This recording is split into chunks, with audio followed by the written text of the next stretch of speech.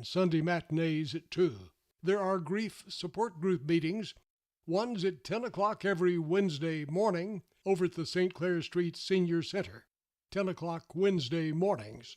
And Woodfin Chapels presents a morning walk every Thursday morning at 9:30 at Oakland's Park, next to Oakland's Mansion. That's 9:30 on Thursday mornings. Both of these are free and open to the public. The Parkinson Support Group meets on the first and third Friday of each month, 10 o'clock in the morning, at the St. Clair Street Senior Center. That's 10 o'clock in the morning on the first and third Friday. Send us your Good Neighbor events. Get them to us a month before they occur. Those are WGNS Good Neighbor events. Hey guys, if you've noticed a lack of energy, motivation, and drive, it could be low T. Schedule your health assessment at Low T Center, where they now offer the convenience of monitored self-inject at-home testosterone treatments for only $155 a month cash pay or covered by most health insurance. If you don't live near a Low T Center or just need the convenience of at-home treatment, Low T Center makes it easy to get started on treatment. Only your first 2 visits are in person. Go to lowtcenter.com now to book online. Low T Center, reinventing men's healthcare. The Garden Patch Thrift Shop on Spring Street, across from the tall NHC building. All of the proceeds that we generate from our store goes directly back into the ministry for those programs that Greenhouse has. So we would just encourage people to come out and take a look. The Garden Patch offers competitive prices on name brand clothing, furniture, large appliances, household items, toys, and more. Shopping at the Garden Patch helps Greenhouse Ministries inspire, give hope, and change lives. The Garden Patch Thrift Shop on Spring Street in downtown Murfreesboro.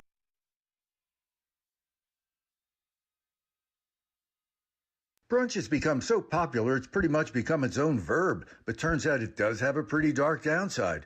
I'm Brian Bandmiller on Business. One of the best deals out there is bottomless mimosas during brunch. Usually for a set, pretty reasonable price, you can get a certain amount of time to indulge in as many mimosas as your heart desires. But according to SF Gate, for a lot of people, these mimosas are coming back up. Now restaurants in the San Francisco Bay Area are doing something about it by issuing fines to people who cannot handle their bubbles. According to SF Gate, there are now signs up at places such as Oakland's Kitchen Story and San Francisco's Home Plate warning people about cleaning fees if they upchuck.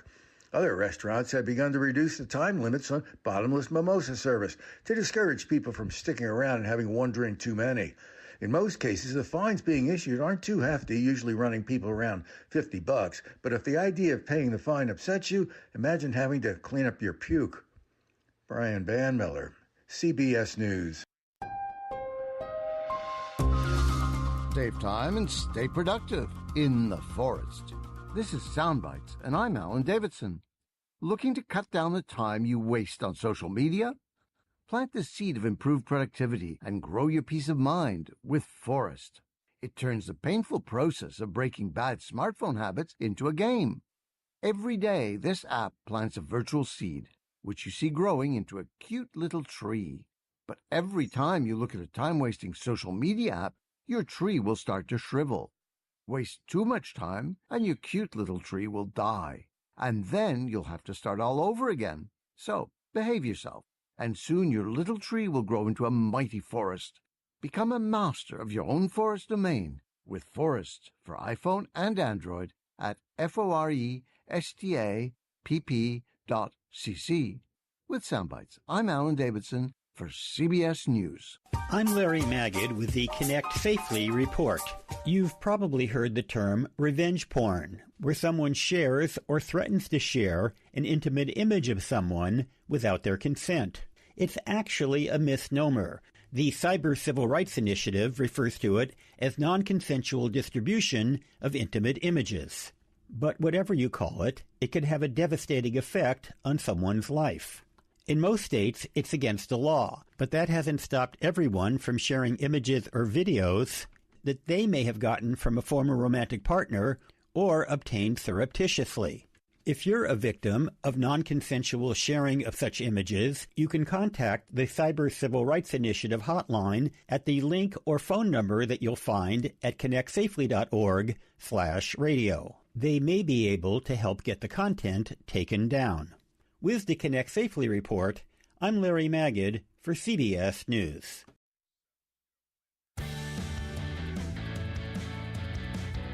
Rutherford Issues with Brian Barrett on FM 101.9 and AM 1450 Murfreesboro, FM 100.5 Smyrna, and streaming at WGNSradio.com.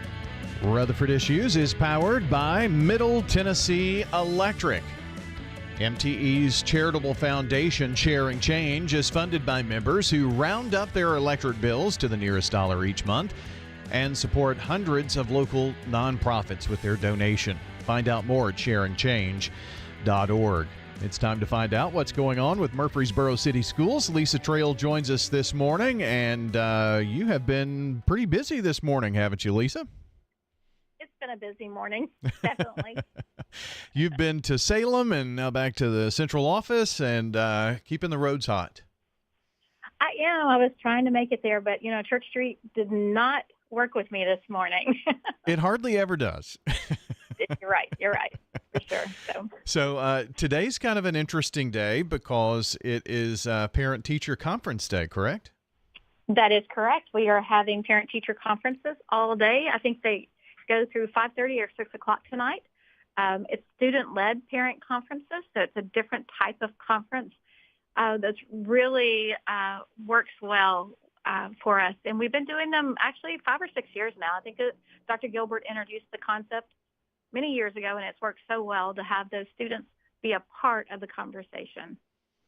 So when you say student-led, that that they actually get to interact in part of the conversation that's going on about how they're doing in school with the teacher and with their parents. Right. So when they're talking about the child's performance in school, the child is there. So it makes a big difference because they can tell their parents where they're struggling, or they can tell their parents where they're just really excelling. And it just makes for a really nice conversation between parent, teacher, and the child. Very awesome. Well, that's good stuff. So that's going on today, and that's a reason why that the kiddos aren't in school today. That's right. ESP is in. There are students in our schools, but it's a parent-teacher day, and that's what it's set aside to be. Very good. So what else is going on with city schools you'd like to chat about with us today? Well, we have so many things going on inside the classrooms. It's just amazing to see the learning that's happening. But it's also that time of year where we have all kinds of things going on outside the classrooms, including basketball. So we're heavy into our basketball season right now. Our schools are having lots of carnivals and book fairs and math nights and all that kind of good stuff. And it's just really, really nice to see our families back in our schools and really enjoying what it should be to be in a public school. So we're happy about that. We have a ribbon cutting this afternoon for one of our new tennis courts. If you've been by Cason Lane or Irma Siegel, you've seen new courts at our schools, and that's through it's through a state grant through the health department, trying to get kids out and moving and active, and really those courts are used by our community as well. So it's really nice. Our tennis courts had really become outdated. They were hard to really play on, and now with this new multi-surface court, you have tennis and basketball and pickleball and foursquare, and I'm trying to think one other sport that's out there that our kids are playing on during the school day, and then our community is enjoying on those evenings and weekends. So that's already open at Cason Lane and at Irma Siegel, and then the next courts we'll be working on are those hard surfaces that are currently at Discovery, Reeves Rogers, and Mitchell Nelson. So trying to take those old courts and just revive them. And thankfully, our coordinated school health was able to get the funding through a grant to do that. I sometimes take a shortcut or the back road to go to the grocery and go behind Irma Siegel. And I noticed those courts, and I noticed it was I guess maybe 6:30, and it was very busy, and I wondered what was going on, and it was adults out there, and it just didn't dawn on me that that's what that was, but those were very busy pretty late into the evening, so and this was very recently, so I guess they had already been done. they've been done for about a month, and it's amazing. They're always full. And we know once we get the other 3 schools opened up, they're going to be busy as well. And that's really it's really nice to have that for, again, our students, but also for our community for those weekend and after hours programs. So it's just kind of nice for our schools to have people, visiting and using them and all of that kind of stuff. And again, we are so thankful that our staff members really think outside the box and look for those grants so that we can keep enhancing our facilities. Well, I could tell they were pickleballing because I saw the paddles. So, that's all the craze, I guess, right now. It is, but it's also for tennis as well. And again, basketball. But it does have that pickleball line on it as well. Well, good stuff. That's a neat way to allow the community to, be able to use the facilities that honestly they've, over the years helped pay for and that kind of thing too. Absolutely. So, and be a part of it. Absolutely. Yeah, absolutely. We want them to be there. Great things going on there. So you were mentioning something about a community input situation that you wanted to chat about too? Yes. So the TISA funding, which is our Tennessee Investment in Student Achievement, which the new funding guidelines through the state, it used to be called BEP. Now, last year, if you remember, lots of conversations about how public schools are going to be funded. That's what I'm talking about when I talk about TISA. So one of the things that TISA does ask for is public input on how we're using our dollars. So we've already sent out our plan to our employees as well as all of our parents. We've mentioned this in a couple of community meetings, but I do want to mention that we have this report available. If anyone would like to see it, we would welcome your input. I'm happy to email it to anyone who would like it. And then we're also going to have before our board meeting, it's not part of the board meeting, but before our board meeting next Tuesday night, we'll have public input for this particular report. And again, it is the funding formula for public education, and it's how Murfreesboro City Schools, how we're utilizing those dollars. Okay. So how would the person really know how you were spending that? I guess how would they? I have the report to send them, so Okay. I am happy to send it.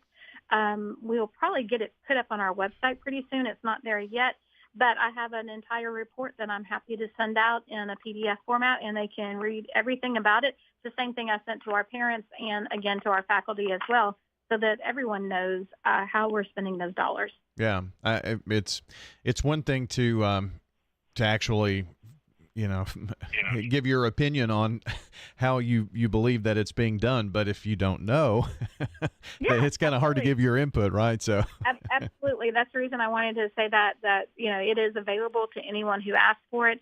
I will go ahead and get it put up on our website as well, so people can just go and access it, as well as that way of telling us what they think. That it's a brief survey that we're asking people to complete. So thank you for pushing me on that one, Brian. I'll get that up so they can easily have it. Otherwise, they can call or email me, and I'll be glad to send it to them. Sure. Very good. And is there a deadline that you have to have all of this input done, I think? Yeah, well, we will finish the input on October 24th, right before the board meeting. Okay. Because our board does have to vote on it. So it will be the 24th will be the last date for input.